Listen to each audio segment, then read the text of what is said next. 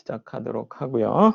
자, 우리가 지난 시간에 우리가 얘기하던 사항이 이 베타 바이노미알에 관한 사항들을 얘기하고 있었죠. 우리가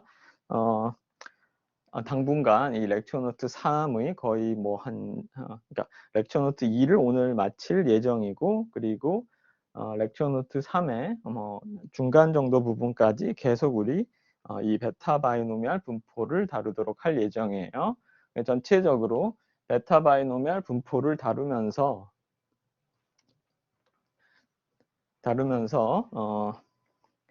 전체적인 전반적인 베이지안 추론을 우리가 어떻게 할 것인가에 대해서 계속 살펴보려고 하는 거죠. 자, 이제 우리가 기본적으로는 사전 분포에다 베타 분포를 할당하고 라이클리후드는 지금 바이노미알 또는 베르누이 분포를 관측하고 있는 거예요. 자, 그럴 때 우리의 목적이 이제 사후 분포가 어떻게 되는가를 살펴보는 거였죠. 베이지안 추론의 핵심은 사후 분포가 어떻게 되는지를 살펴보는 거였고, 이 경우에 사전 분포를 베타 분포, 라이클리후드가 바이노미알 분포, 그런데 사실은 알고 보면 베타 분포의 세타의 입장으로 보면 베타 분포고, 그리고 사후 분포도 역시 베타 분포가 된다고 얘기했죠. 자, 그러니까 우리가 데이터를 관측하기 전에 모수에 대한 우리의 어떤 불확실성을 확률로 표현하고 있어요. 여기서 모수는 프로포션이 되기 때문에 그 프로포션이 0과 1 사이의 값이기 되므로 0과 1 사이의 적당한 확률 분포, 베타 분포를 우리가 설정하는 거죠. 우리가 어떤 정보가 없을 때는 우리의 사전적인 어떤 지식을 바탕으로 베타, 알파, 베타 두 개의 초모수 하이퍼 파라미터를 알파와 베타를 설정하는 거예요. 자, 그런 후에 우리가 실제 데이터를 관측하죠. 그러면 우리가 어떤 추가적인 정보를 관측된 데이터로부터 얻게 되고, 그 데이터로부터 얻어진 정보를 바탕으로 모수 세타에 관한 확률 분포를 업데이트하는 거죠. 갱신하는 거죠. 어떻게 하냐면 베이지 정리를 이용해서. 그래서 베이지 정리를 적용했더니 사후 분포, 즉 세타에 관한 데이터를 관측하고 난 후의 그런 확률 분포가 베타 분포가 됐죠. 그래서 확률 분포가 갱신됐는데 실제로 사전 분포의 모수가 알파하고 베타에서부터 데이터를 하나 관측하고 난 후에는 그 사후 분포가 똑같이 베타 분포지만 모수가 알파 플러스 y, 베타 플러스 n 마이너스 y가 된다라는 거죠. 이와 같은 식으로 업데이트 되고 있고, 우리가 이제 사후 분포가 베타의 알파 플러스 y, 베타 플러스 n 마이너스 y가 된다라는 사실을 우리가 이제 이해하게 된 거죠. 자, 베이즈 추론의 큰 틀에 있어서의 베이즈 추론은 이제 끝난 거예요. 그러니까 베이즈 추론은 굉장히 일관되게 우리가 어떤 모수를 추론하고자 할 때는 사전 분포를 생각하고 그 모수의 사전 분포를 생각하고 데이터를 관측하고 데이터를 관측하면서 그 세타에 관한 정보가 라이클리후드로 표현된다면, 그리고 나서 세타에 관한 확률 분포가 라이클리후드와 프라이어를 결합해서 사후 분포로 업데이트하는 과정이 베이즈 추론의 핵심이 되는 거죠. 자, 세타에 관한 사후 분포를 얻고 나면 그 다음부터는 이제 우리가 데이터에 관한 여러 가지 다양한 통계적 추론을 할 수 있어요. 그렇기 때문에 베이즈 추론에 있어서는 모수에 관한 사후 분포가 어떤 것이냐를 확인하는 게 가장 핵심적인 절차가 된다라는 거죠. 자, 이 가장 단순한 문제, 베타 사전 분포, 바이노미알 또는 베르누이 가능도, 그리고 베타 포스테리어가 되는 경우에는 우리가 실제로 정확하게 사후 분포를 계산할 수 있었던 거예요. 그런데 많은 경우에는 사후 분포를 정확하게 계산하는 경우가 그렇게 일반적이진 않아요.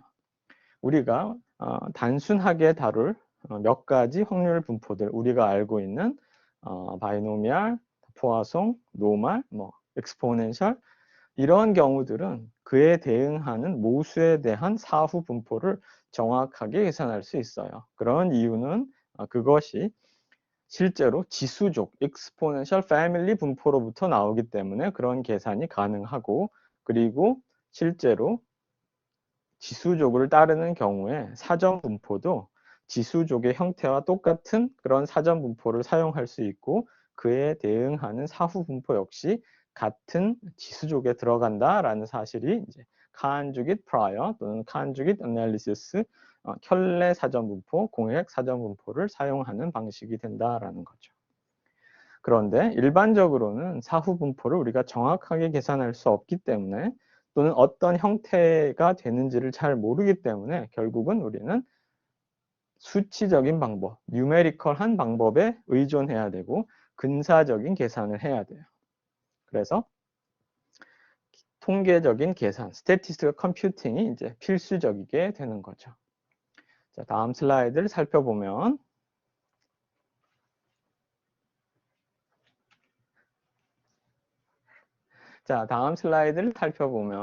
지금 여기서는 우리가 이미 답은 알고 있어요. 베타 사전 분포를 사용했더니 제목에 있는 것처럼 베타 포스테리어가 됨을 확인할 수 있었죠.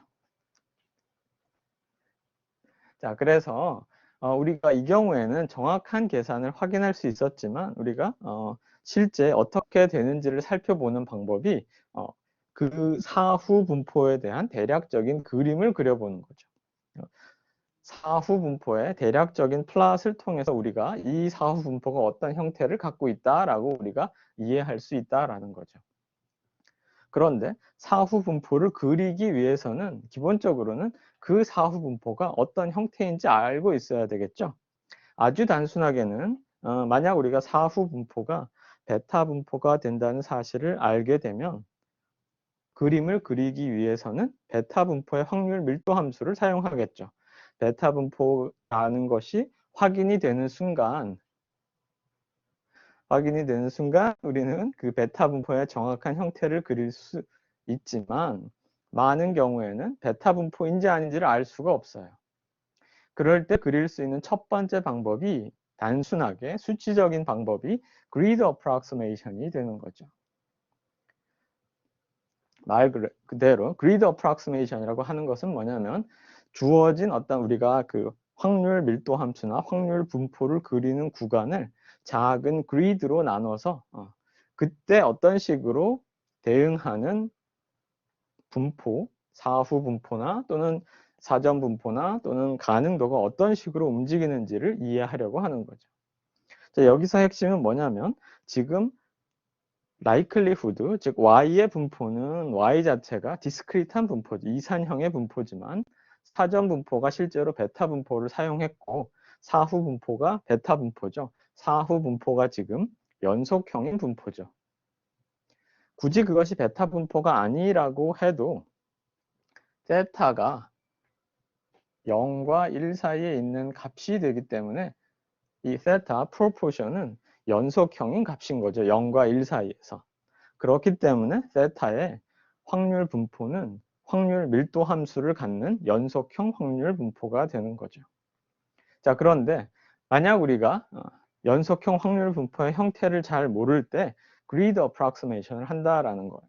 이 grid approximation은 말 자체가 뭐냐면, 실제로 세타에 관한 확률 분포가 연속형 확률 분포지만, 그러니까 실제로 세타가 0과 1 사이에서 임의의 값을 가질 수 있지만, 세타가 마치 이산형 확률 변수처럼 생각하는 거죠. 따라서 세타가 이산형 확률 변수이기 때문에 실제로 이 구간에 해당하는, 이게 예를 들어서 세타의 분포라 그러면 이게 세타에 관한 연속형 확률 분포지만, 실제 우리가 지금 grid approximation을 통해서 그리고자 하는 방식은 뭐냐면, 이 구간을 예를 들어서 0에서부터 1이라 그러면 이 구간을 아주 잘게 나누는 거죠. 작은 그리드를 생각해서 그리드 각각의 포인트가 있겠죠. 그 포인트에서 그에 대응하는 확률 밀도를 그리면 실제로 그리드 자체는 이산형인 값인 거죠. 그리고 그에 대응하는 확률 밀도는 마치 그것이 확률 질량 함수가 되는 거죠. 그리드에 대응한 것이 이산형의 값이기 때문에 그에 대응하는 값은 확률 질량 함수지만 그리드가 아주 무한히 많아진다면 결국 해당하는 그리드가 그 주어진 구간 0과 1을 가득 채우게 되는 거죠. 따라서 이것이 그리드 어프락시메이션의 생각이 되는 거고, 이 그리드 어프락시메이션은 일종의 주어진 함수나 주어진 확률 밀도 함수 또는 주어진 어떤 커브들을, 연속형의 커브들을 이산적으로 근사시키는 방법이고, 예를 들자면 우리 아주 단순하게는 우리 위만 적분에서 사용하는 방법인 거죠. 우리가 a서부터 b까지 fx dx를 적분하는 단순한 방법은 물론 그때는 그 영역을 구하는 것이 목적이지만 결국 grid approximation이죠. 주어진 구간을 잘게 나눈 후에 그 구간 안에 지금 우리의 그림처럼 대응하는 확률 질량의 값만 그리는 것이 아니라 그것에 대응하는 사각형들을 만들어서 그 면적들을 다 더하는 것이 Riemann approximation이죠. 그래서 결국 그 아이디어를 우리가 여기 지금 확률 밀도 함수를 그릴 때 활용하겠다라는 거예요. 그게 그리드 어프락시메이션의 생각이 된다라는 거죠. 자, 그렇기 때문에 첫 번째로 우리는 라이클리후드가 있고 프라이어가 있고 포스테리어가 있는데 이 모든 것들이 세타에 관한 함수가 되는 거죠. 세타에 관한 확률 분포 또는 세타에 관한 함수가 되고 모두 다 0과 1 사이의 연속형인 값이죠. 그런데 우리가 그것을 근사적으로 그리기 위해서 첫 번째 그리드 어프락시메이션을 하고 있는 거죠. 여기 그리드를 만드는 거죠. 0과 1 사이의 시퀀스를 작게 0과 1 사이를 0.01의 간격으로 시퀀스를 만드는 거고 그 다음에 그에 대응하는 라이클리후드와 프라이어를 각각 계산하는 거죠. 여기 보면 예를 들어서 프라이어가 d 베타, 베타라는 지금 사전 분포가 되고 그에 대응해서 그리드 값에서 계산되는 값인 거죠. 프라이어가. 라이클리후드는 실제로 바이노미얼 확률 질량 함수죠. 하지만 그걸 세타의 함수로 이해할 것이기 때문에 결국 여기 대응하는 y값은 그대로 우리 관측한 y값을 쓰지만 세타에 해당하는 부분이죠. y의 n 세타인데 이 세타에다가 그리드 이밸류에이션, 그리드에서 계산한 값들을 직접 집어넣으면 그에 대응하는 세타 함수 값이 나오겠죠. 다음 포스테리어를 구하기 위해서 우리가 당연히 이 단순한 베타 바이노미얼 문제에서는 베타 프라이어를 사용하고 바이노미얼 라이클리우드가 있으면 그에 대응하는 포스테리어는 베타라는 걸 알죠. 하지만 우리가 그걸 모른다 하더라도 포스테리어는 라이클리후드와 프라이어의 곱에 비례하기 때문에 그 두 개를 곱해놓고 그 곱한 값을 세타에 관한 함수로 이해하고 그리드 어프락시메이션을 통해서 세타에 관한 함수 값을 서로 계산하면 되겠죠. 자, 그런데 여기서 이슈는 뭐냐면 지금 우리는 그리드 어프락시메이션은 모두 다 세타가 이산형의 값들을 갖고 있는 확률 변수고 그에 대응하는 확률 질량 함수를 그리고 있는 거죠. 따라서 확률 질량 함수는 모두 다 합이 1이 돼야 되잖아요. 그리고 언제나 0과 1 사이의 값이 되기 때문에 그래서 우리가 각각의 합으로 나눠주고 있는 거죠. 그래서 스탠더다이즈를 하고 포스테리어 역시 우리가 포스테리어 자체도 실제로 포스테리어가 프라이어와 라이클리후드의 곱에 비례하지만 실제로는 분모에 해당하는 y의 마지널 디스트리뷰션이 있어야 되잖아요. 하지만 우리가 이 경우에 모두 다 그리드에서 계산된 디스크리트한 값이라고 생각하면 그대로 우리가 스탠더다이즈 하면 되겠죠. 그래서 모두 다 똑같이 같은 확률 질량으로 바꿔 놓은 다음에 그 다음에 그림을 그려보면 우리가 쉽게 서로 비교할 수 있다라는 것이죠.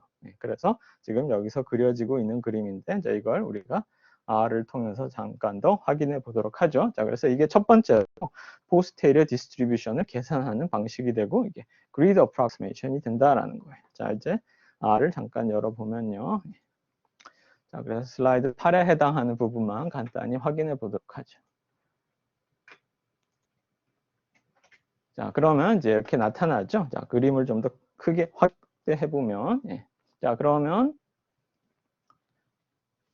자, 지금 빨간색에 파란색에 해당하는 것이 prior예요. 예. 그래서 prior distribution은 약간 저기 0.6보다 크고 1 사이에서 좀 더 많은 일종의 그 prior mass, prior 질량을 가지고 있는 거죠. 예.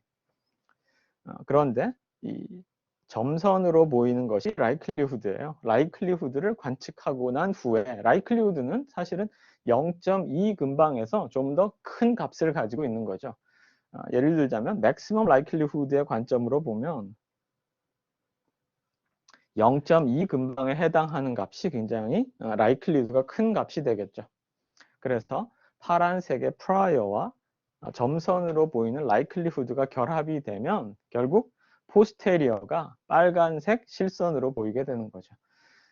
그래서 약간 뒤틀어지는, 그러니까 오른쪽으로 치우쳐져 있는 그런 또는 left skewed죠. 왼쪽으로 꼬리가 긴 그런 사전 분포를 사용했지만 대응하는 likelihood가 오히려 오른쪽으로 꼬리가 길고 왼쪽으로 약간 치우쳐지면 결합된 그런 정보를 통해서 우리가 대응하는 포스테리어가 저와 같이 빨간색 실선으로 보인다라는 사실을 우리가 확인할 수 있는 거죠. 자, 지금 우리가 실제로는 답을 알고 있어요. 답이 뭐였냐면 사후 분포도 베타 분포가 된다라는 거였죠. 그래서 실제 베타 분포를 그대로 그리면 되는데 지금 여기서 그렸던 과정은 그리드 어프락시메이션을 통해서 prior 곱하기 likelihood만 가지고 그에 대응하는 포스테리어를 그렸다라는 거예요. 다시 R 코드로 잠깐만 돌아가 보면 자, 여기서 이번에는 자, 여기 지금 관측한 값이 전체 샘플 사이즈는 30인 거죠. n이 30이에요. 그러니까 30개의 y1서부터 y30까지 관측했는데 그 중에서 성공인 게 6개가 나타난 거죠. 자, 만약 우리 예를 들어서 n을 이거보다 한 5배 정도 150 해볼까요? 만약에 150개의 관측값을 확인했고 그 다음에 y를 그거에 대응하는 30배 했으니까 y도 똑같이 y도 30으로 바꿔보죠. 자, 그러면 똑같이 아까와 같이 비율은 똑같아요. 아까는 n이 실제로 30개였고 그리고 y가 6개였는데 이번에는 관측값이 늘어난 거예요. 즉 prior는 그대로 오른쪽으로, 그러니까 왼쪽으로 꼬리가 길고 오른쪽으로 조금 치우친 그런 prior를 사용했는데 이번에는 관측값이 더 많아진 거죠. 자, 이럴 때 어떤 식으로 변하는지 한번 확인해 보죠.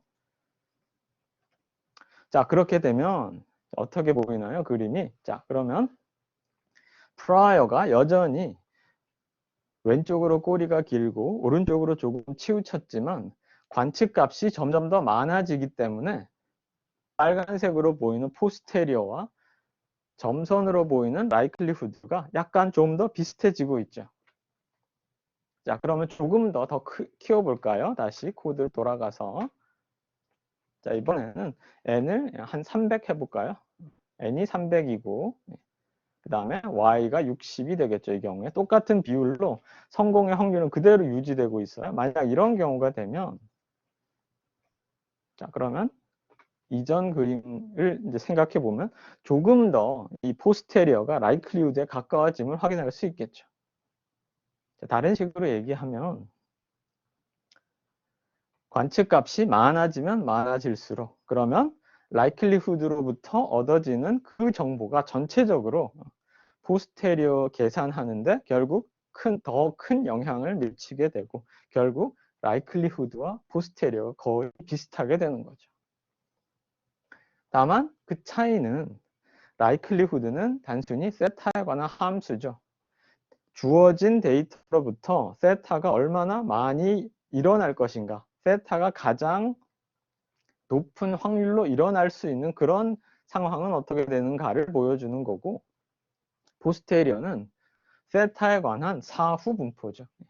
그래서 데이터를 관측하면 관측할수록 likelihood와 사후 분포가 거의 같아짐을 확인할 수 있겠죠. 그래서 여러분들이 뭐 처음에 가졌던 프라이어가 이상하면 사전 분포가 이상하면 결과가 이상하지 않나요? 그럴 수 있어요. 당연히. 그런데 관측한 값들이 작다면, 표본의 개수가 작다면 사전 분포에 많이 영향을 받겠죠. 그런 경우에는 덜 영향을 줄 수 있는 좀 더 객관적인 사전 분포를 사용해야 되겠지만, 만약에 관측값의 개수가 많아지면 우리가 그럴 이제 염려가 없어지는 거죠. 이게 이제 실제로 그림을 보여준 거고, 여기서 우리가 기억해야 될 것은 이게 일반적으로 적용할 수 있는 방법이에요. 즉, 우리가 어떤 세타에다 어떤 모수 추론에 있어서 세타에 관한 사전 분포를 알고 있고 likelihood가 주어지면 언제나 우리가 그에 대응하는 사후 분포를 적어도 grid approximation을 통해서 얻어낼 수 있다라는 거죠. 자, 이제 강의록으로 다시 넘어가면, 자, 알겠죠? 자, 혹시 뭐 여기 grid approximation 그려진 부분에 뭐 질문이 있나요? 예. 물론 이제 어떤 학생들은 그런 질문을 할 수도 있어. 여기에 likelihood를 왜 이렇게 표준화 시켜가지고 계산하느냐. 이건 지금 비교하기 위한 거예요. 세타 자체의 사전 분포는 0과 1 사이의 값이고 그걸 이산형 확률로 바꿀 수 있고, 결국 계산되는 사후 분포도 0과 1 사이의 연속형 확률 분포지만 그걸 이산형으로 grid approximation을 계산하는 거고, 굳이 여기서 likelihood도 표준화한 것은 이렇게 그것의 썸으로 나눠서 계산한 이유는 서로 이제 비교해 보이기 위함이죠. 결국 점점 데이터를 관측하면 관측할수록 likelihood와 posterior가 거의 가깝게 간다라는 걸 이제 보여주려고 설명하려는 거예요.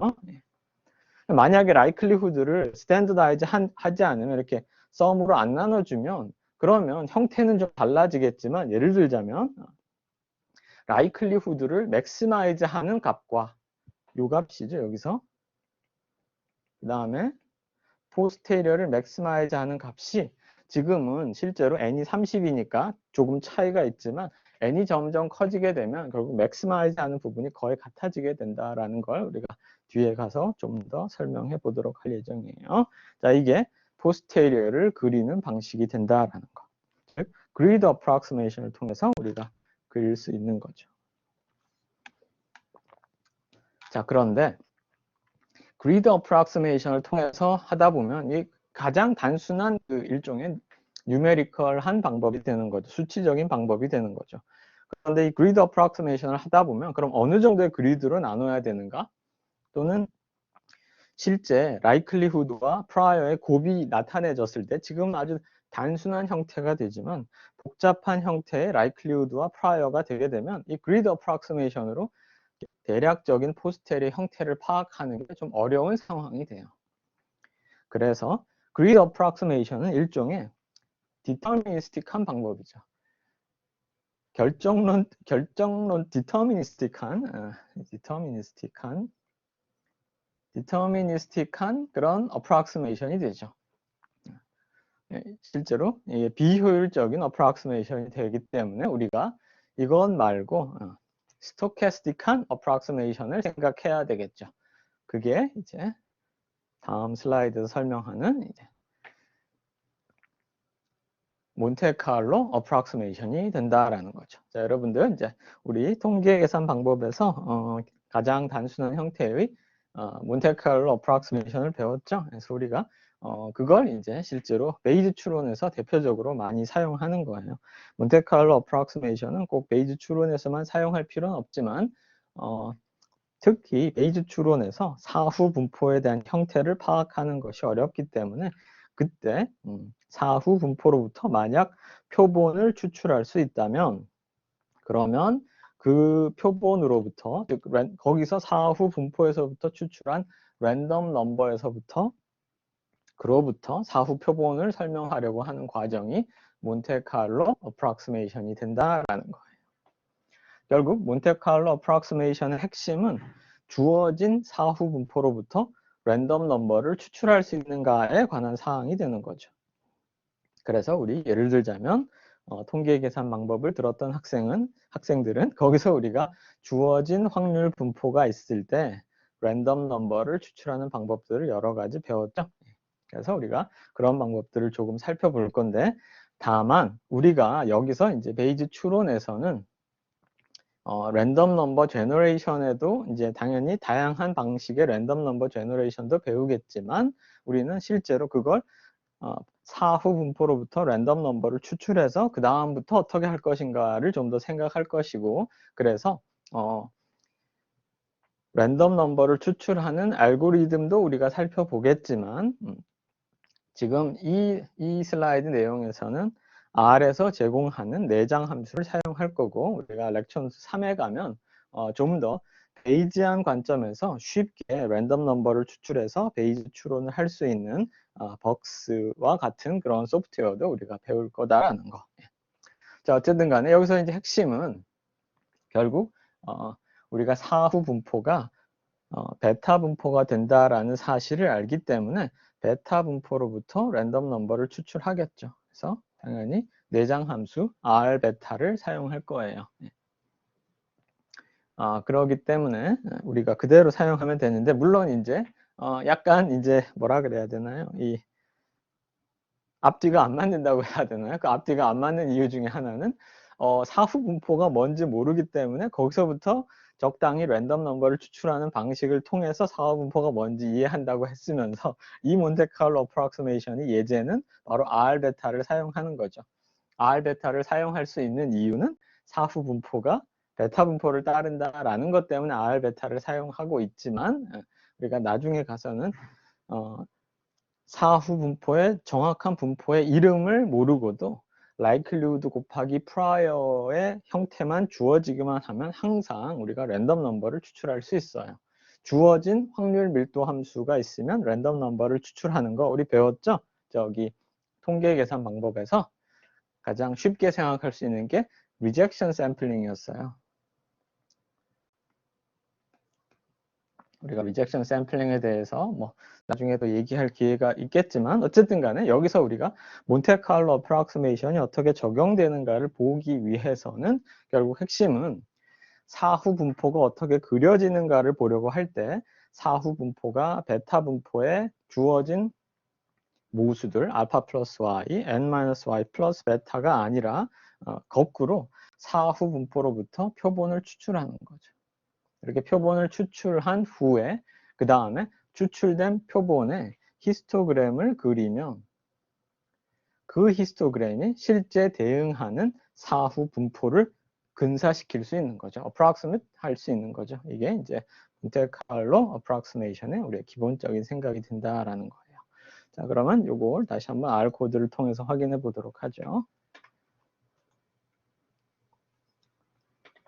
자, 지금 우리가 실제로 샘플 사이즈가 10,000개의 사후 분포로부터 샘플 사이즈 10,000개의 표본을 추출하는 거예요. 이 샘플 사이즈는 관측한 데이터의 샘플 사이즈가 아니라 몬테카를로 어프록시메이션을 하기 위해서 사후 분포로부터 추출하는 그 사후 표본의 샘플인데 랜덤 샘플인데 랜덤 넘버인데 어디서부터 뽑히는 거냐면 사후 분포 포스테리어 디스트리뷰션으로부터 나오는 표본의 수를 의미하는 거예요. 자, 그래서 실행해 보면 자, 그러면 그림을 좀 확대해 보면 보면 지금 회색의 이 바로 보이는 것이 히스토그램이 되는 거죠. 지금 우리가 사후 분포로부터 추출한 10,000개의 그 랜덤 샘플들의 히스토그램이 되는 거죠. 그래서 그 히스토그램을 가지고 주어진 히스토그램을 바탕으로 확률 밀도 함수를 추정하는 그런 R의 내장 함수가 density가 있는데, 그 density로 추정한 확률 밀도 함수가 지금 빨간색의 실선으로 보이는 density estimate이 되고, 초록색으로 보이는 것이 실제 우리가 이 경우에는 답을 알고 있는 거죠. 베타 분포 알파 플러스 y, n 마이너스 y 플러스 베타라는 베타 사후 분포에 대한 정확한 density를 그린 거예요. 당연히 exact density하고 우리가 몬테카를로 어프록시메이션을 통해서 사후 분포로부터 표본을 추출했을 때의 히스토그램이 당연히 비슷하게 그려질 수 있겠죠. 자, 그래서 일단 코드로 돌아가면 자, 그럼 우리의 관심은 뭐였냐면 사후 분포가 어떤 건지 아는 거였죠. 첫 번째로 이 경우에는 베타의 알파 플러스 y, 그 다음에 n 마이너스 y 플러스 베타를 따르는 그런 베타 분포가 됐는데 그것에 대응하는 사후 분포가 베타 분포임을 정확한 계산뿐만 아니라 포스테리어 어프락시메이션을 통해서도 확인할 수 있는 거죠. 자, 그래서 만약 사후 분포가 그랬을 때 만약 그에 대응하는 사후 분포의 평균, 즉 사후 평균이 어떻게 되는가에 관심이 있겠죠. 자, 우리가 이전에 어떤 사실을 확인했었냐면 예를 들자면 세타에 관한 점 추정량을 하나 제공해라 그러면 지금과 같은 상황은 뭐냐면 n이 30이고 그 다음에 y가 6, 관측값이 6인 거예요. 그럴 때 프리퀀티스트의 점 추정량이 우리 n분의 y였죠.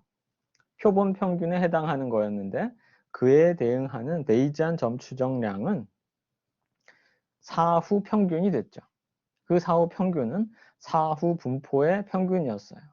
정확한 계산은 거기 있듯이 n 플러스 a 플러스 b분의 y 플러스 a죠. 그건 지금 사후 평균이 알파 플러스 y, 그 다음에 n 마이너스 y 플러스 베타라는 두 개의 모수를 가지고 있기 때문에 그에 대응하는 베타 분포의 평균이 n 플러스 a 플러스 b분의 y가 되죠. 맨 마지막 라인에 있죠. 자, 그래서 이게 보면 0.170141. 자, 이게 지금 아니죠. 그 뒤에 있는 0.2071569죠. 예. 자, 그게 우리 사후 분포가 되죠. 그러면 두 개를 비교해 보면 미인 포스테리어 샘플과 여기 0.2071569하고 값이 거의 비슷함을 확인할 수 있겠죠.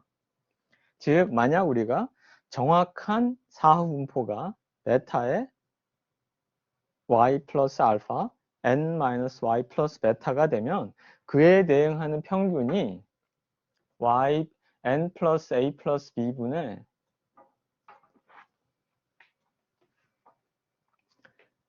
n 플러스 a 플러스 b분의 y 플러스 a가 된다는 사실을 알죠.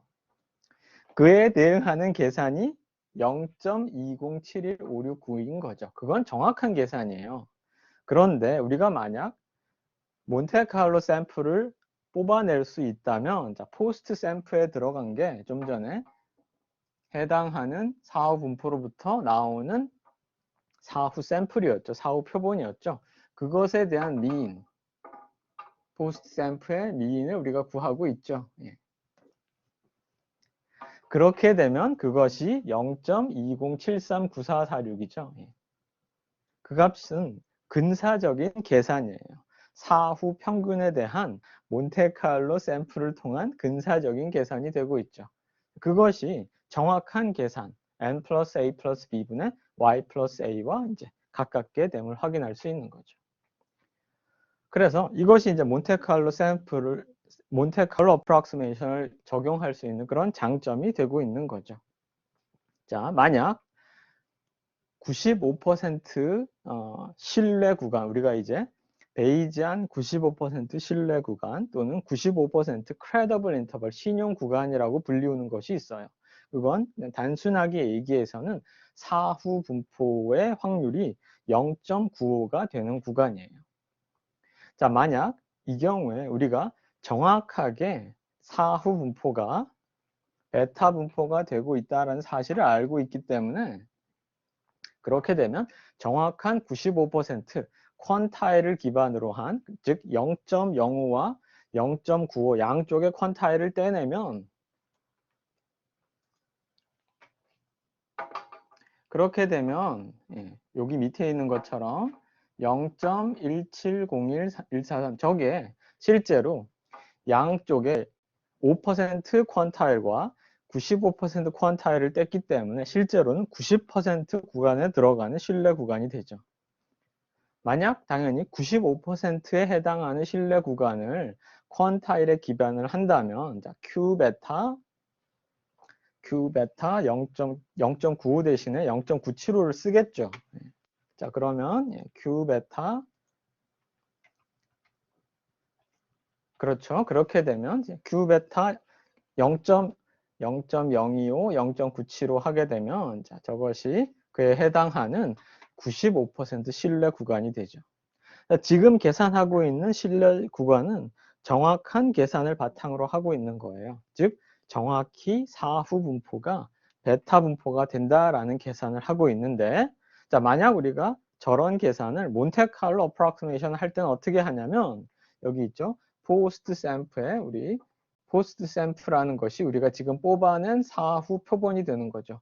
그것에 임피리컬한 퀀타일을 계산하겠죠. 자, 그래서 이 값 퀀타일 요걸 전체 계산을 해보면 저것은 우리가 추출한 사후 표본에 대응하는 95% 신뢰 구간인 거죠. 저건 임피리컬한 신뢰 구간이 되고 있죠. 자, 그래서 저 값은 저렇게 되는데 저걸 퀀타일 계산을 하면 저렇게 계산이 되고 있는 거죠. 자, 어디야? 질문이 뭐였죠? 다시. 질문이 뭐였나요? 질문이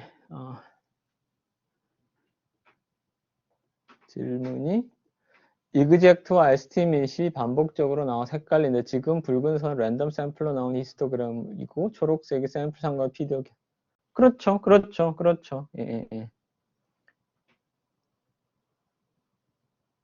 저기 레전드에 있잖아요. 저 그림에 포스테리어 덴시티 그림 레전드에 초록색이 이그젝트 덴시티고 빨간색이 덴시티 에스티밋이죠. 저 덴시티 에스티밋이라고 하는 것은 몬테칼로 어프락시메이션으로 나온 것에 대응하는 그것으로부터 추정한 확률 밀도 커브가 되는 거죠. 이해가 됐나요? 예. 초록색은 샘플과 상관없이 그렇죠. 그렇죠. 예. PDF로 계산한 것들은 MC가 얼마나 정확한지 비교해서 같이 그렇죠. 그렇죠. 예, 맞아요. 예. 그게 지금까지 내가 계속 설명하던 거였죠. 예. 자, 좋아요. 또 질문 있으면 하도록 해요. 예. 자, 그래서 결국 몬테칼로 어프락시메이션을 하게 되면 임피리컬하게 계산하는 거와 그 다음에 정확하게 계산하는 것이 이제 같은 값을 보여줄 수 있다라는 거예요. 우리가 향후에는 이 단순한 문제에서는 이그젝트한 덴시티 에스티메이트, 이그젝트한 사후 분포가 그대로 베타 분포가 된다라는 사실을 알지만, 물론 우리가 당분간 다룰 아주 단순한 형태의 포화송, 그 다음에 뭐 정규 분포 이럴 때는 우리가 정확한 형태의 사후 분포를 구할 수 있지만, 정확한 사후 분포를 구할 수 있는 것은 이제 몇 개의 경우에만 국한돼 있어요. 그래서 우리가 보다 일반적으로 사후 분포를 계산하려고 할 때는 몬테칼로 샘플링을 통해서 랜덤 넘버를 추출할 것이다 라는 거죠. 또 다른 질문 있나요?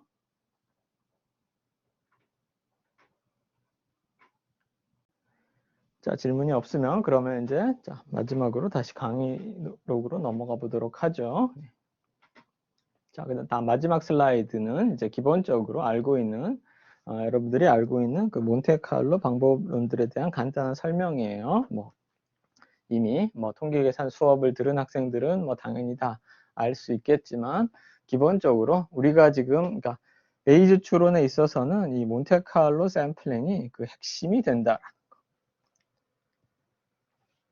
자, 그래서 결국은 우리가 랜덤 넘버를 추출하려는 거예요. 그 기본적인 생각은 여기 있듯이 맨 마지막에 있듯이 결국 대수의 법칙이죠. Law of Large Numbers라고 알려져 있는 대수의 법칙이 그 핵심이 되는 거죠. 그래서 몬테칼로 방법으로 열심히 우리 통계계산 방법 시간에 설명을 했지만 한 번 더 얘기하자면 결국 랜덤 넘버를 추출해서 주어진 어떤 수학적이나 또는 확률적인 어떤 시스템을 우리가 직접 계산할 수 없을 때 그것과 비슷한 상황을 만들어 가지고 계산하는 것이고, 베이지안 또는 이 통계 추론에 있어서의 핵심은 이거죠. 평균을 계산함에 있어서 이게 적분인 거잖아요. 예를 들어서 이 적분을 정확하게 계산을 못하기 때문에 그걸 이와 같이 근사적으로 x1서부터 xn까지 랜덤 넘버를 추출한 다음에 그것으로부터 예를 들자면 평균을 계산하기 위해서는 그것을 샘플 에버리지로 표본 평균으로 근사시키겠다라는 것이고, 단순히 표본 평균뿐만 아니라 예를 들어서 probability A라는 그런 어떤 사건이 일어날 확률을 계산하는 것도 이런 거죠. n분의 1에 예를 들어서 어떤 x라는 확률 변수가 A에 들어가면 1, 그렇지 않으면 0. 이 i는 인디케이터 의미하는 거예요.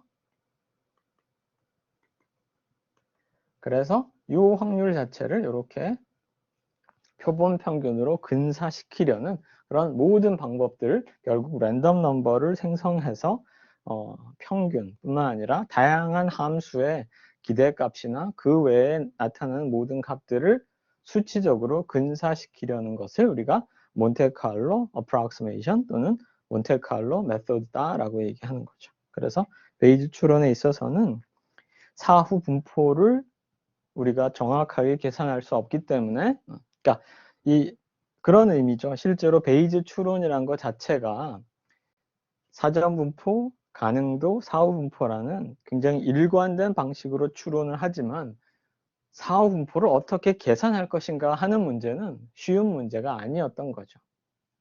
그래서 돌아가 보면 당연히 컴퓨터가 발전되기 전에는 몬테카를로 어프록시메이션이라는 개념은 있었지만 실제로 몬테카를로 어프록시메이션이 40년대에 나온 개념이지만 그걸 실제로 구현하는 데 있어서는 컴퓨터의 어떤 그 컴퓨팅 능력이 필요했던 거죠. 그러면서 점차 50년대, 60년대로 넘어오면서 컴퓨터 발전이 그렇게 쉽게 이루어지진 않았어요. 그래서 60년대, 70년대까지만 해도 베이지 추론이 사후 분포를 어떻게 계산해야 되는가에 대한 문제 때문에 우리가 지금 수업 시간에 다루는 그런 몇 가지 예들에 대응하는 사전 분포, 예를 들자면 공액 사전 분포를 통해서 그에 대응하는 사후 분포를 계산하고 그런 약간의 수학적인, 수리적인, 이론적인 그런 연구에만 국한돼 있었어요. 그리고 실제 데이터 분석에서 많이 활용되는 게 어려웠으나 컴퓨터의 발전과 함께 결국 몬테칼로 방법의 발전과 함께 결국 베이지안 그 방법론들이 훨씬 더 통계적으로 또는 다른 어떤 다양한 학문 분야에서 이제 활용됐다라는 거죠. 그래서 우리가 계속 몬테칼로 어프록시메이션을 활용할 거예요. 질문. 저번 시간부터 궁금했던 점이 있습니다. 프라이어를 베타로 잡는 이유는 0과 1 사이에서 연속한 적이 그렇죠.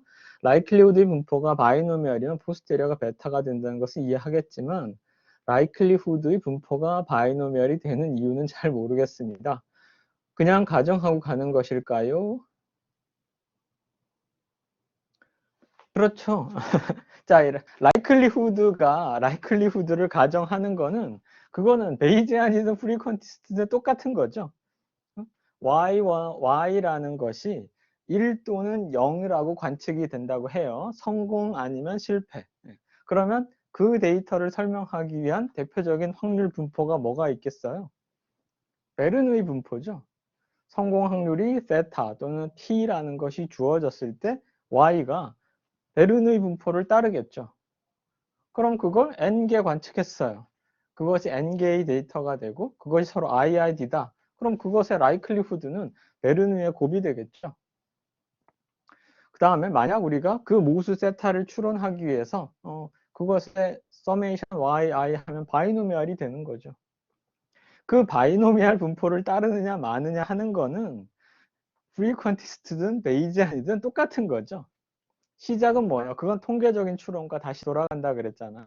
통계적 추론의 핵심이 뭐예요? 우리가 관측하는 데이터는 어떤 파퓰레이션으로부터 나온다. 어떤 모집단으로부터 나온다. 우리의 목적은 y1서부터 yn을 추론하는 것이 아니라 모집단의 확률적인 구조를 설명하는 건데, 모집단의 확률 구조는 어떤 특정한 확률 분포로 설명이 된다. y1서부터 yn이 베르누이다라고 생각하는 이유는 y라는 값들이 1과 0의 값을 가지고 있어요. 그럼 그걸 설명할 수 있는 확률 구조는 베르누이 분포가 되는 거죠. 세타가 주어졌을 때 y1서부터 yn들이 각각 iid 서로 독립인 베르누이 분포를 따른다라는 것은 프리퀀티스트는 베이찬은 똑같이 가정하고 있는 거죠. 그건 통계 추론의 핵심인 거죠. 그 가정이 없으면 그 다음부터는 아무것도 못하는 거죠. 예, 예, 예. 그런데 그 가정 하에서 이제 모수를 어떻게 추론할 것이냐 하는 것이 프리퀀티스트는 세타가 고정됐다라고 생각하고 y1서부터 yn만 보고 추론하는 게 프리퀀티스트 방법이고, 베이지안은 그런 데이터를 관측했을 때 세타에 관한 불확실성을 확률로 표현한다라는 거죠. 그래서 세타에 관한 불확실성이 베타가 되고, 그 다음에 사후 분포로 데이터를 관측한 다음에 갱신된 확률 구조로 세타에 관한 불확실성을 계속 설명하려는 것이 베이지안이다라는 거죠. 알겠죠?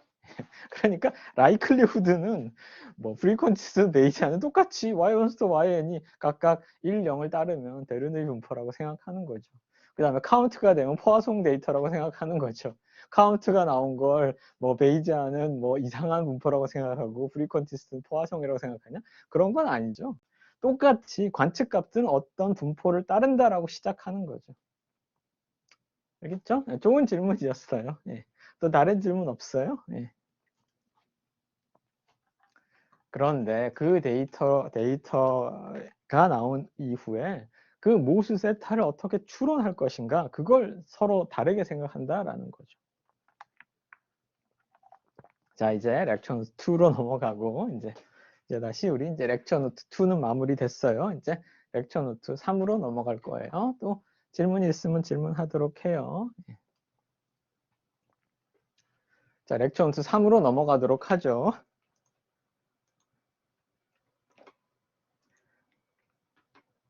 자, 여전히 우리 베타 바이노미얼 모형을 다룰 건데요. 이제 조금 더 이제 통계적인 추론에 관해서 얘기해 보도록 하죠.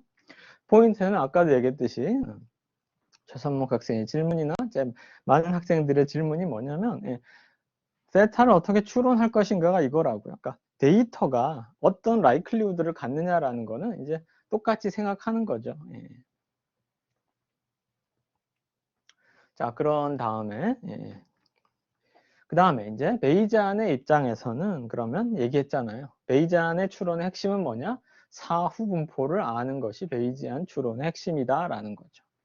사후 분포가 뭔지 알기만 하면 그 다음부터 사후 분포에 관한 여러 가지 통계량을 통해서 우리가 세타에 관한 통계적인 추론을 할 수 있지만, 그런 사후 분포의 여러 가지 통계량 그 전에 사후 분포가 뭔지 이해하는 것이 필요하다라는 거였어요. 그래서 지금 우리가 생각하고 있는 것은 성공 확률 세타에 관한 베이지안 추론을 하려고 한다라는 거죠. 그러니까 기본적으로 이 바이노미얼 모델이라는 쪽에 뒤쪽의 바이노미얼은 프리퀀티스트든 베이지안이든 똑같다라는 거죠. 지금 시작한 생각은 y1서부터 yn이 iid 베르누이 세타가 됐다라고 생각하는 것인데, 요건 변함이 없어요. 그런데 실제로 여기서 세타가 주어졌다라고 생각하는 거죠.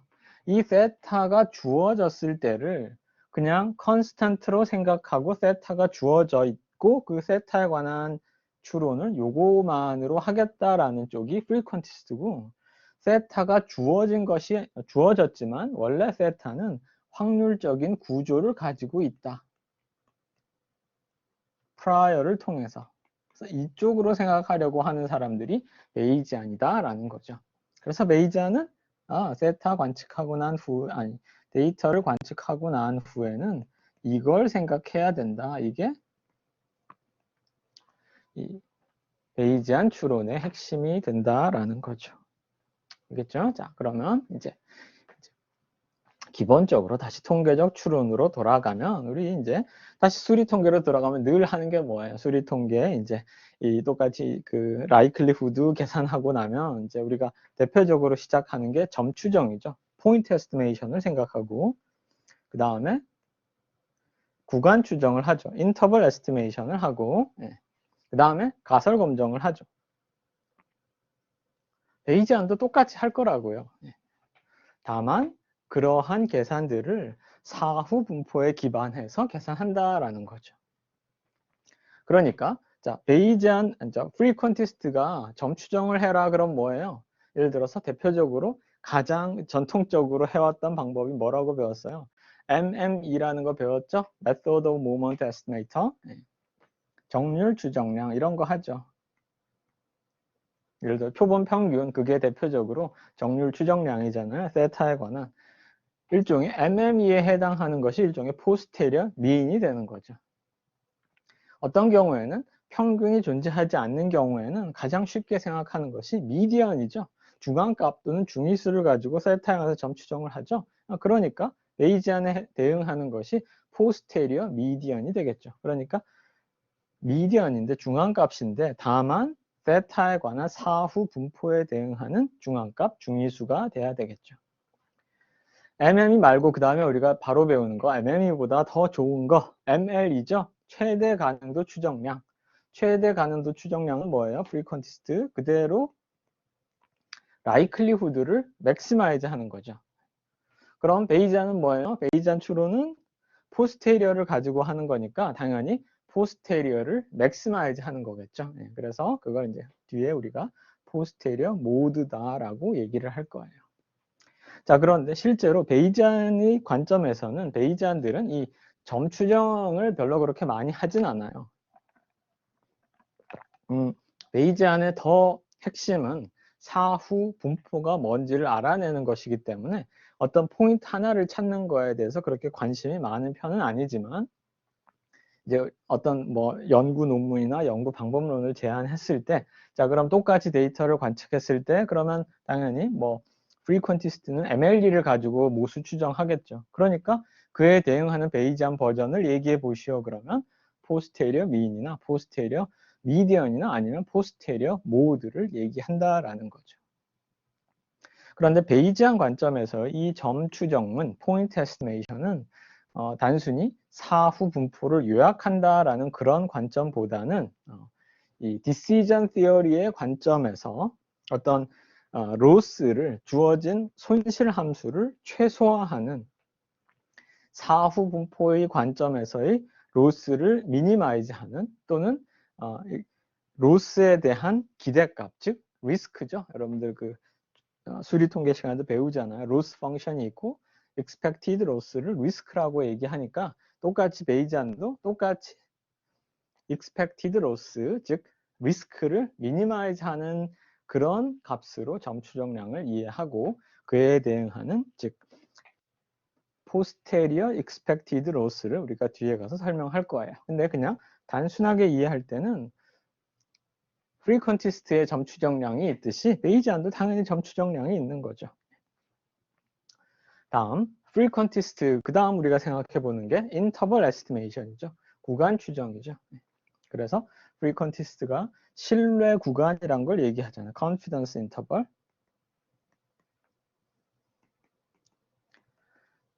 그에 대응하는 베이지안도 똑같이 confidence interval이 있죠.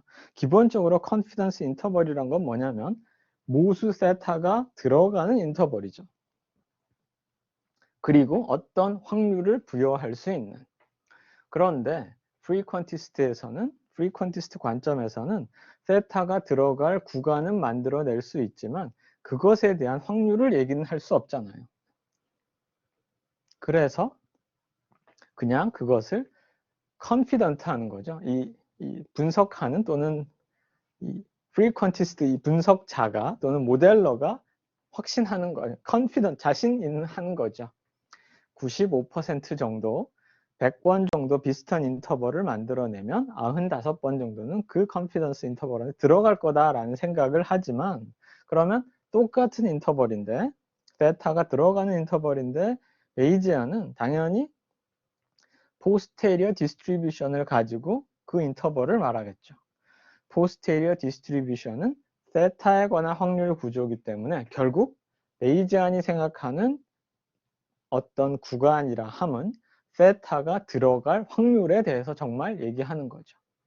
데이터를 관측하고 난 후에 세타가 들어갈 확률이기 때문에 당연히 우리가 신용해 줄 수 있죠. credible interval인 거죠. 그래서 뭐 이게 구간을 실제로 얘를 뭐 신뢰 구간이라 그러면 이거 우리가 신용 구간이라고 얘기하는데 그냥 뭐 똑같이 confidence interval이라고 해도 돼요. 그리고 credible interval을 그냥 Bayesian confidence interval이라고 얘기해도 된다라는 거. 그런데 베이지안의 관점으로 보면 이 credible interval이 훨씬 더 자연스러운 인터벌이 되는 거죠. 해석적인 측면에서. 세타의 95% credible interval이라고 말하는 것은 데이터를 관측하고 난 후에 세타가 저 안에 들어갈 확률이 0.95다라고 말하는 거죠. 왜냐하면 베이지안은 모두 다 사후 분포, 사후 확률을 설명할 수 있기 때문에. 마찬가지로 그 다음에 하는 게 가설 검정이 돼요. hypothesis testing. 역시 가설 검정 자체도 frequentist는 타입 1 에러를 알파만큼 줄이고 동시에 타입 2 에러를 좀 더 작게 만드는 그런 네이만 피어슨을 따르던가 아니면 p-value를 구해서 그것이 유의 수준보다 작다, 크다 이렇게 설명하는 거에 반해서 베이지안은 그냥 귀무가설과 대립가설이 있으면 주어진 데이터 하에서 귀무가설이 참일 확률, 대립가설이 참일 확률을 계산하겠죠.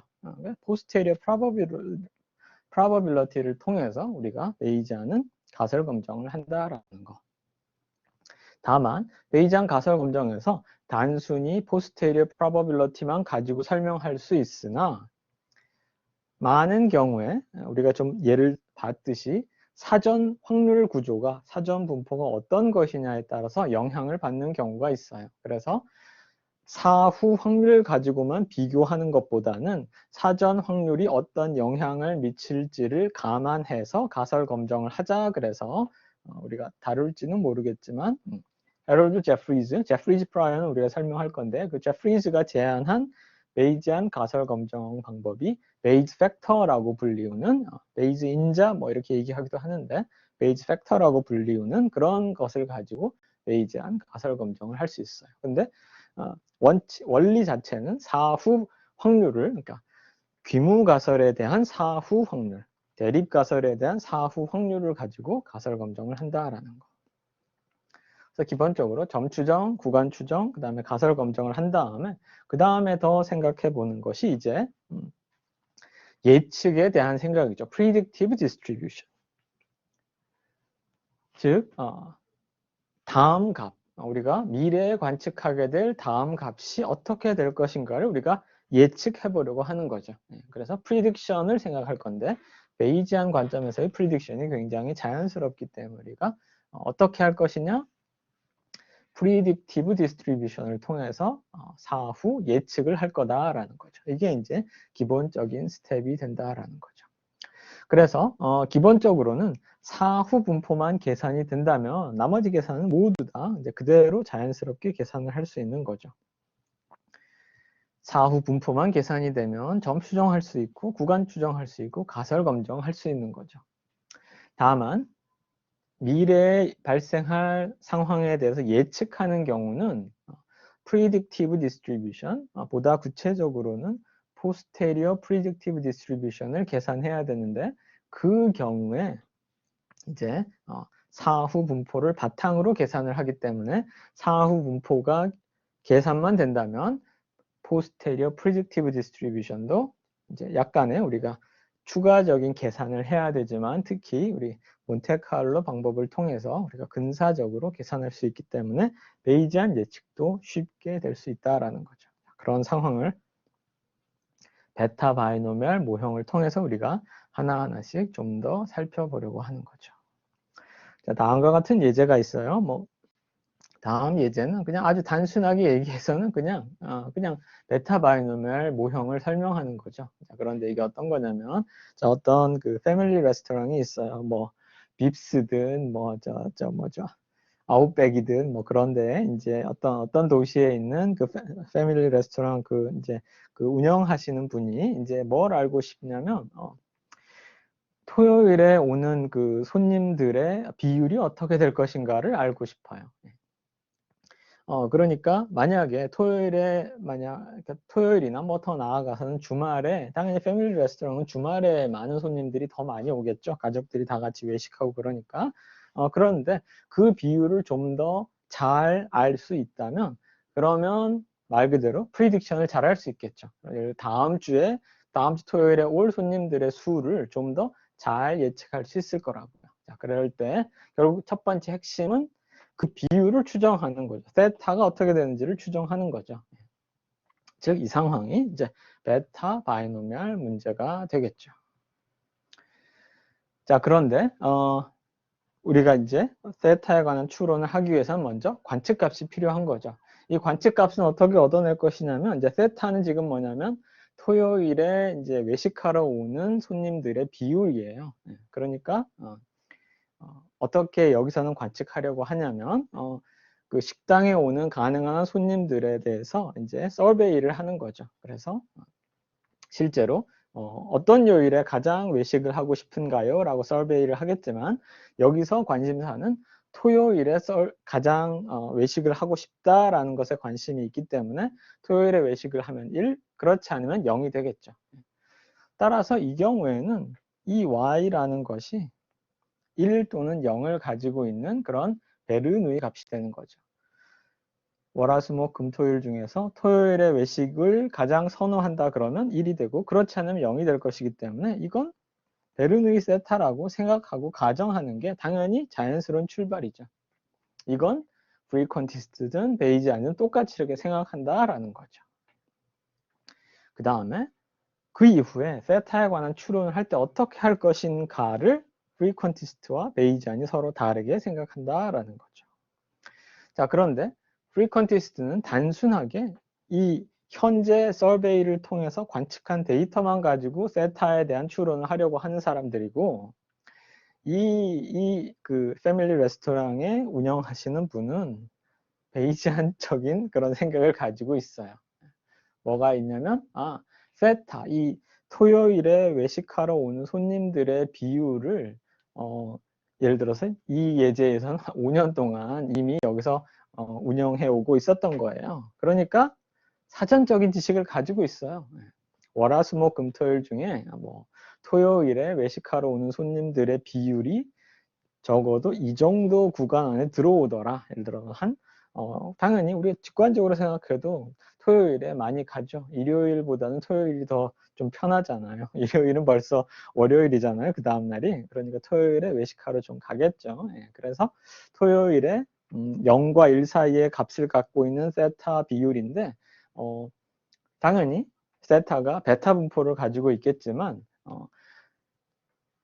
이 세타가 대략적으로 뭐 어느 정도 큰 값을 가지고 있다라고 적어도 5년 동안의 그런 어떤 이 식당 운영을 통해서 가지고 있는 거죠. 이런 사전적인 지식을 반영할 수 있으면 그게 베이지안 추론이 되는 거죠.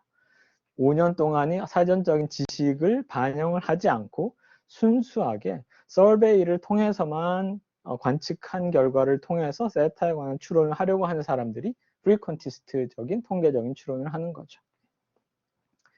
어쨌든 간에 이제 넘어가면 그래서 이제 결국 이제 질문이 이제 세타가 어떻게 되는가를 알고 싶어 하는 거죠. 그래서 아까도 얘기했듯이 세타가 그 토요일에 외식하는 손님들의 비율이 되는 거죠.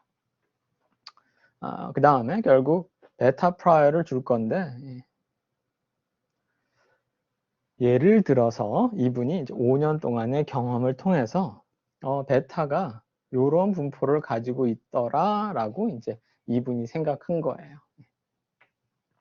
이분 생각하기에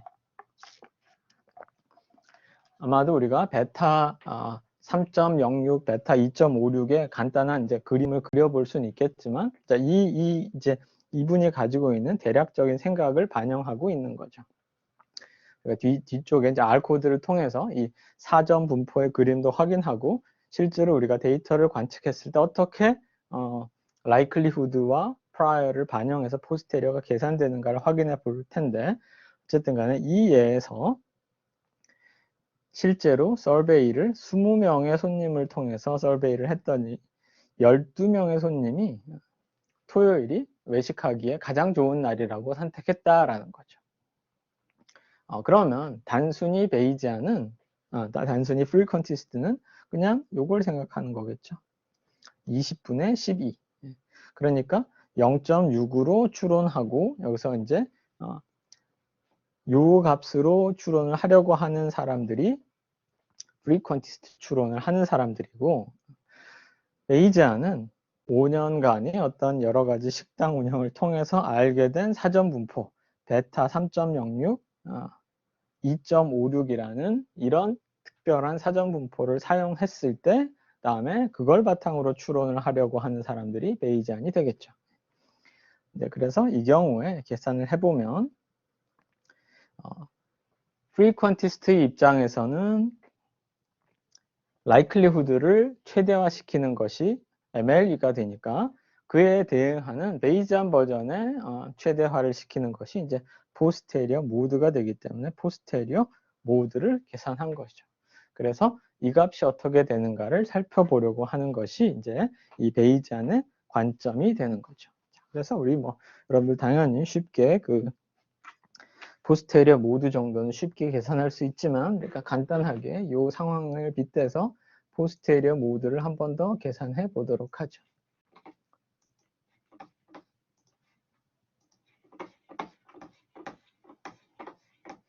자, 이게 우리가 지난 시간에 계산했던 과정이고, 여기서 하나 설명하려고 하는 것이 자, 지난번에 우리가 살펴봤던 것이 이거였어요. 즉 사후 평균이 사전 평균과 표본 평균의 weighted average다 라고 얘기했었는데, 이 똑같은 현상이 이제 MLE와 posterior 모두 사이에서 발생한다라는 걸 지금 이제 설명하려고 하는 거예요. 자, 첫 번째로 지금 우리가 알고 있는 거는 Y가 지금 바이노미얼 N 세타가 되는 거죠. 그 다음에 세타가 지금 베타의 알파 베타가 되면 이 두 개를 결합해서 우리가 Y에 관한 포스테리어가 베타의 알파 플러스 Y, N-Y 플러스 베타가 됐다라는 사실을 확인했어요. 자, 그럴 때 우리의 관심은 뭐냐면, 적어도 우리가 이렇게 대략적으로 베타 포스테리어가 그려졌는데, 우리는 포스테리어를 맥시마이즈 하는 값이 어떻게 되는가를 알고 싶은 거예요. 즉 일반적으로 베타 분포에 대응하는 모드가 되는 거죠. 베타 분포를 맥시마이즈 하고 있는 거죠. 자, 예를 들어 일반적으로 어떤 확률 분포가 베타의 CD를 갖는다 그러면 이것의 확률 분포가 감마의 C 플러스 D, 감마의 C, 감마의 D, 실제로 이건 노멀라이즈 컨스턴트고 결국 X의 C-1, 1-X의 D-1이 되는 거죠. 예를 들어서 우리가 이걸 맥시마이즈 하는 값을 찾으려고 하면 당연히 F'XX를 0이라고 놓겠죠. 0이라고 놓으면은 이 컨스탄트는 일단 영향을 안 미치죠. 미분하는데. 그러면 미분하면은 곱의 미분이니까 C-1의 X의 C-2, 1-X의 D-1, 그 다음에 마이너스의 D-1의 1-X의 D-2, 그 다음에 이쪽에 X의 C-1, 이걸 이제 0이라고 놓겠죠. fx가 이렇게 되니까 실제로 normalized constant는 미분해서 0 놓는 것에 영향을 미치지 않아요. 모두 계산하는 거 여러분들 쉽게 할 수 있지만 그래도 한 번 더 살펴보려고 하는 거예요. 그럼 공통으로 돼 있는 게 어떻게 되나? x의 c-2, 1-x의 d-2니까 c-1의 이쪽이 1-x d-1의 x가 되겠죠. 그래서 이거 0이라고 놓으면 결국 여기서 이제 해당하는 솔루션이 찾아지는 거죠. 즉, 뭐, C-1, C-1 X, 이게 D-1 X가 되므로 정리하면 어떻게 되나요? C 플러스 DX가 C-1이 되므로 X가 C-1에 C 플러스 D에서 맥시마이즈 하겠죠. 예. 맞나요? 이게 렉처 노트에 있는 거랑 결과가 맞겠죠? 예. 자, 그렇게 되기 때문에 그럼 렉처 노트 아까 우리가 살펴봤던 거 거기서 지금 우리 포스테리어 디스트리뷰션을 생각해 보면 y 기분 아직 설명을 아직 다 안 했어. 일단 계산하고 있어요. 어디 C 플러스 D 마이너스 2예요? 어디 그렇죠. C 플러스 D 마이너스 2군요. 좋은 지적이었어요. 예. 그래서 자, 포스테리어 디스트리뷰션이 세타 기분 y를 생각해 보면 예. 그러면 이 경우에 아까 우리가 베타의 알파 플러스 y, n-y 플러스 베타가 되므로 그러면 이 경우에 해당하는 c가 알파 플러스 y가 되고 d가 n-y 플러스 베타가 되죠. 따라서 해당하는 포스테리어 모드는 y 플러스 알파 마이너스 1에 n 플러스 알파 플러스 베타 마이너스 2가 되겠죠. 그렇죠. 요게 포스테리어 모드란 얘기죠.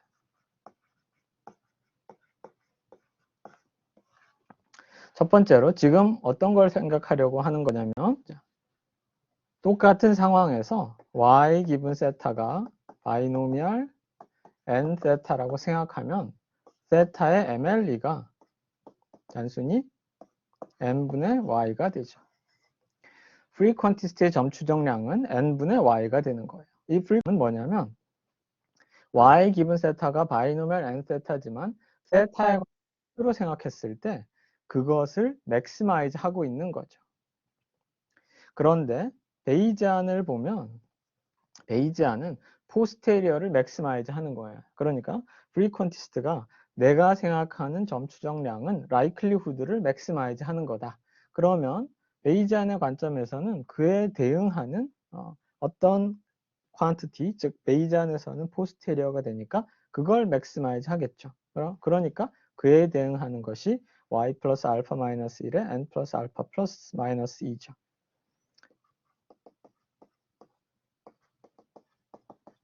이렇게 되죠. 자, 이걸 우리가 어떻게 쓸 거냐면 이전에 사후 평균이 사전 평균과 표본 평균의 웨이티드 에버리지처럼 똑같이 쓰려고 하는 거죠. 즉 MLE에 해당하는 게 y 오버 n이고 그러면 이쪽에 해당하는 것이 여기에 n 플러스 알파 플러스 베타 마이너스 2에 n이라는 웨이트가 있게 되고 그리고 나머지 부분이 알파 마이너스 1에 알파 플러스 베타 마이너스 2에 n 플러스 알파 플러스 베타 마이너스 2에 알파 플러스 베타 마이너스 2가 되죠. 즉 사후 그러니까 포스테리어 모드가 MLE하고 요건 뭐예요? 세타가 베타 알파 베타라는 사전 분포를 가질 때의 모드가 되는 거죠.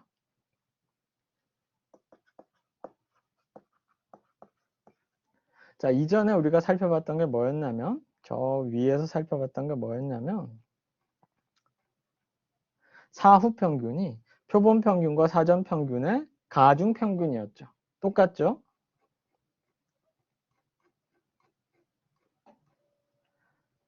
포스테리어 모드가 MLE와 프라이어 모드의 가중 평균이에요. 즉 다시 한 번 더 베이지안 추론에 있어서는 라이클리후드로부터 나오는 정보와 사전 분포로부터 나오는 정보를 결합하고 있는 거죠.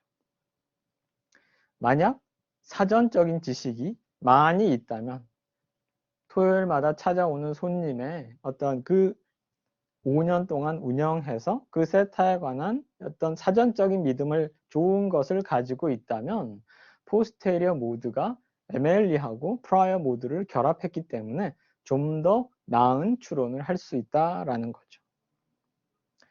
그런데 아까도 얘기했듯이 데이터를 관측하면 관측할수록 prior 모드에 대응하는 이 가중 평균에 대응하는 가중 웨이트는 점점 더 0으로 가고 이 웨이트가 점점 더 1로 갈 것이기 때문에 사후 모드와 가능도의 최대값이 거의 다 같아지게 된다라는 거죠. 포스테리어 모드가 MLE보다 뭐가 더 좋으냐라는 의미는 여기선 일단 설명할 수 있죠. 가능도로부터 나오는 정보와 사전 분포로부터 나오는 정보를 결합할 수 있다라는 것이 좋은 사후 포스테리어 모두가 좀 더 나은 정보를 제공할 수 있다라는 거예요. 단 사전적인 지식이 좋다라고 가정했을 때 자, 어쨌든 시간이 거의 다 됐기 때문에 오늘 강의는 여기까지만 마치도록 하고 나머지 사항들은 우리가 목요일에 좀 더 이어서 하도록 하죠. 자, 이제 녹화를 마치도록 할게요. 혹시 뭐 질문이 있으면 질문하도록 하고요. 그렇죠. 모드도 일종의 ML이라고는 얘기하지 않죠. 이게 모드지만 맥시멈 라이클리후드가 아니라 맥시멈 포스테리어라고 얘기할 수 있죠.